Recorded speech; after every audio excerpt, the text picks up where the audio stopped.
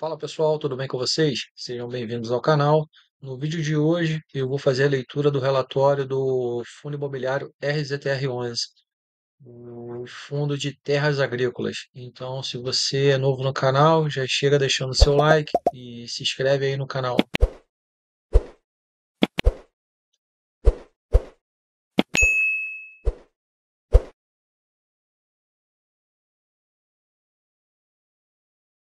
Bom, pessoal, vamos dar uma olhada aqui no RZTR.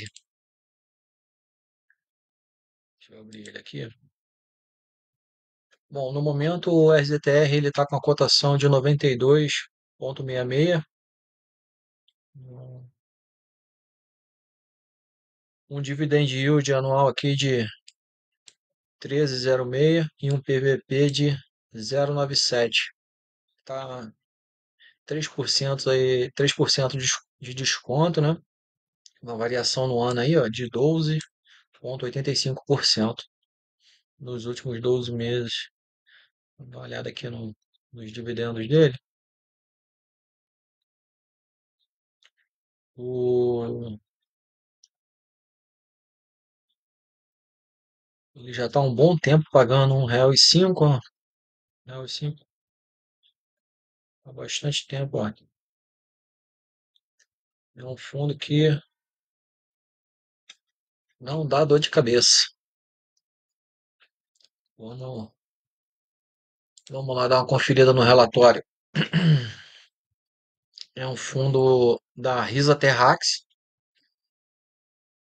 é a gestora dele. Aqui, ó.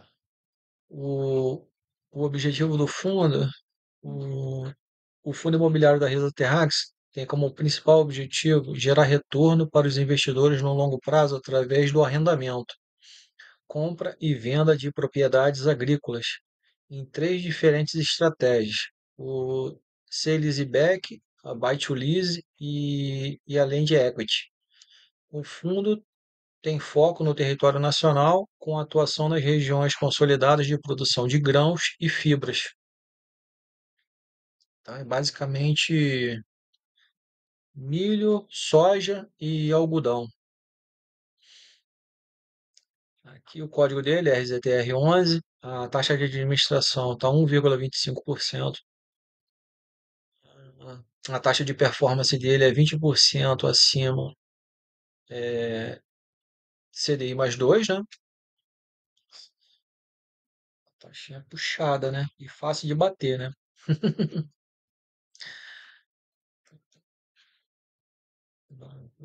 Deixa eu ver. O último dividend yield pago ficou 1,5, o que equivale a um yield mensal de 1,12 e um yield anual de 14,26%. A cota patrimonial dele está em 96,29 reais e ele está sendo negociado na faixa dos 93 aqui, 94, né? Vou dar aqui. O, o PVP dele está 0,98. Esses dados aqui, no momento do relatório, tá? A gente viu lá que hoje está 0,97, né? Lá no investidor 10. Então, da data da divulgação do boletim para cá, não variou muito, né? A cotação dele. Ele tem 22 fazendas. O prazo dos contratos dos arrendamentos são de 10 anos, prazo bom. E uma taxa aqui, ó, de arrendamento médio em torno de 15,26. Então, ainda está um pouquinho acima da Selic, né? A Selic está a 15, então ele ainda está conseguindo performar um pouquinho acima. É, ainda está conseguindo, ele conseguiu se manter aí, né? É, aqui traça um pouquinho do panorama aí do agronegócio, né? A gente pode ver aqui que ele retratou aqui, ó, questão em alguns estados a questão das chuvas ajudou, né? No Mato Grosso, no Paraná, Piauí, devido às boa quantidade de chuva que teve, ajudou aí nas colheitas, né? Aqui no caso na do Maranhão, a colheita está em andamento e apresenta bons níveis de produtividade em relação ao algodão. E a colheita foi iniciada em maio. As áreas do Mato Grosso seguem em desenvolvimento, com exceção de alguns talhões de solo arenoso que apresentam sinais de estresse hídrico, né? Então, essa partezinha do algodão. Os outros estados aqui, ele relatou mais a parte do milho, né? Com relação à soja, aqui em maio, a colheita brasileira de soja alcançou 97,7% da área e a Conab manteve a estimativa recorde de 167,9 milhões de toneladas para a safra 24/25.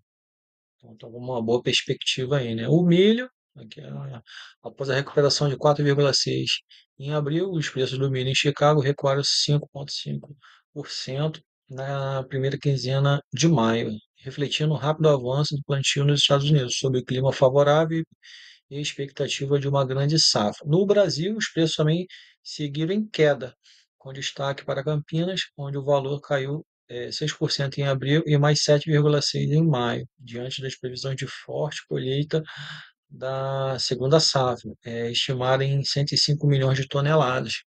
Então, é uma perspectiva para o agro muito boa aí, né? O restante do ano.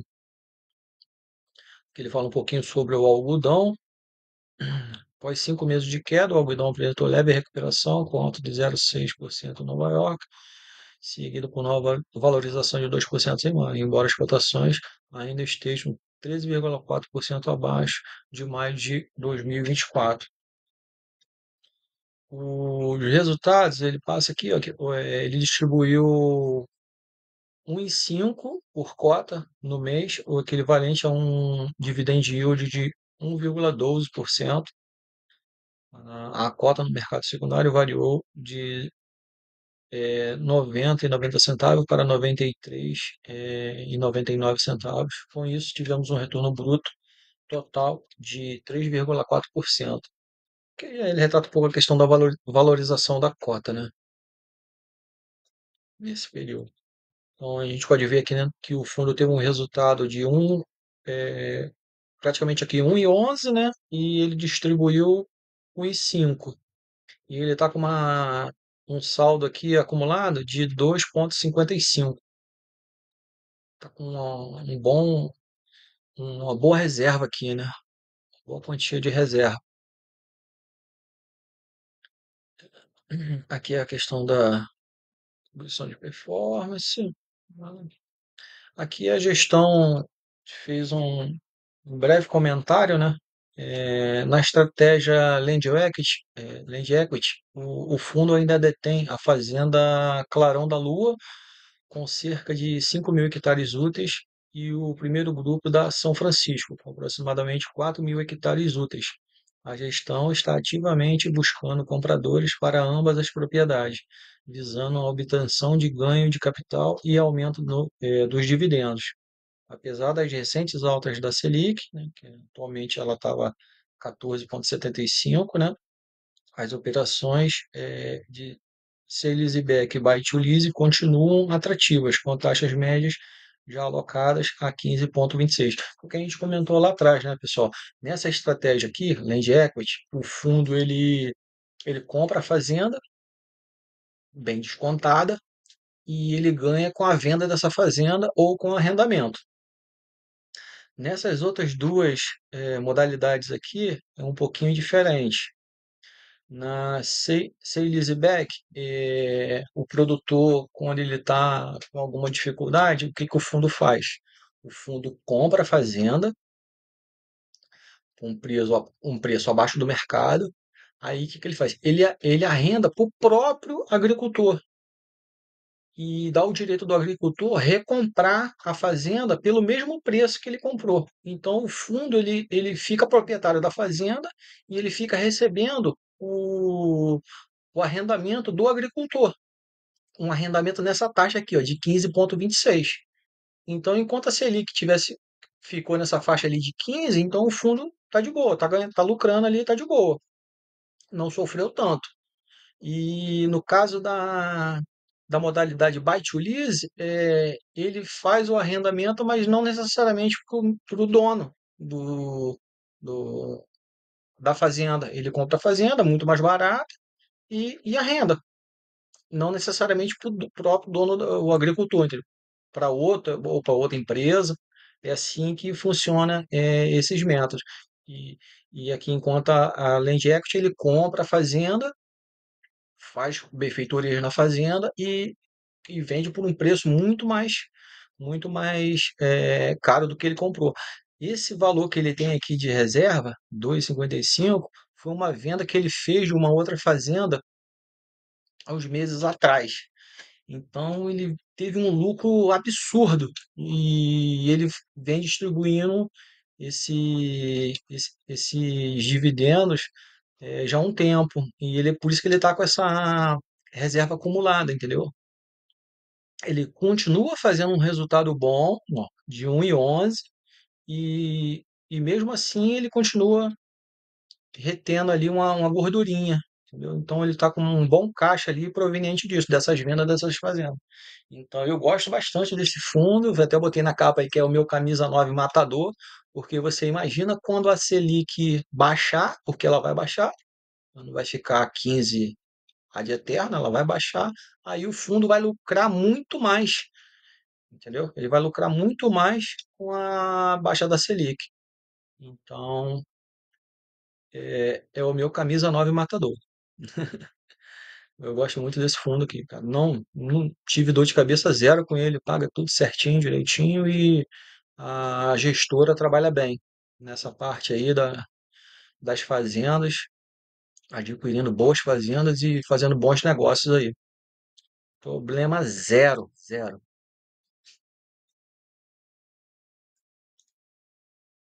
Aqui ele fala um pouquinho das estratégias, o percentual que ele quer atingir, né? E o que ele tem aqui no momento, está com 4% de caixa, o alvo dele é ficar com 3%. Na modalidade Buy to Lease está com 27%, ele quer ficar com 35%, né? De 50 para 57. Aqui os 18% é porque ele está com aquelas duas fazendas lá para vender. Depois que vender, vai ficar com. A intenção é ficar com 5%. Aqui ele fala um pouquinho sobre as estratégias, tá vendo? Lease to back, sale to back, sale, sale back, perdão. E a buy to lease. E aqui a land equity, entendeu? É basicamente aquilo que eu expliquei lá. Aqui ele coloca um ponto que o pessoal costuma comparar muito ele com Fiagro, né? E não tem nada a ver, né? Aqui, ó. Aí ele com essas informações, né? Que é aquilo que eu expliquei sobre a estratégia do fundo, qual a grande diferença do Terrax para os outros fundos que investem em títulos de dívida, tal qual os FIIs e Fiagros. No caso aqui, ele não tem risco de calote, porque ele compra a fazenda num preço muito mais barato do mercado, com desconto, e se o agricultor não pagar o arrendamento, ele despeja o cara e vende a fazenda ou aluga para outro. A fazenda é dele, ele não corre o risco. Entendeu? E é assim, essa é a diferença do Fiagro. O Fiagro não. Se ele não pagar lá a dívida que ele contraiu, aí lascou-se. Entendeu? Aqui não, aqui a fazenda é dele. Ele é o proprietário da fazenda, não tem risco de calote. Entendeu? Então é um fundo altamente rentável, sem risco de calote. Pô, é mais o quê? É ou não é? Camisa 9 matador. Camisa 9 matador. Aqui ele coloca o potencial retorno, o histórico de valorização das terras no Brasil, principalmente nas regiões de atuação do fundo. É bastante positivo. A expectativa da gestão é realizar retornos próximos a 30% ao ano. É isso aí. Ele vender aquelas duas fazendas lá, vai aumentar muito o dividendo. Aí aqui ele deixa a conclusão. O Terrax foi pensado para ser um fundo multi-estratégia, com os retornos de arrendamento tradicional das terras já consolidadas no Brasil, giram em torno de 3% ao ano. Inicialmente, a gestão optou por alocar a maioria dos recursos em operações de sale-leaseback e buy-to-lease, gerando rendimentos recorrentes em níveis adequados ao risco.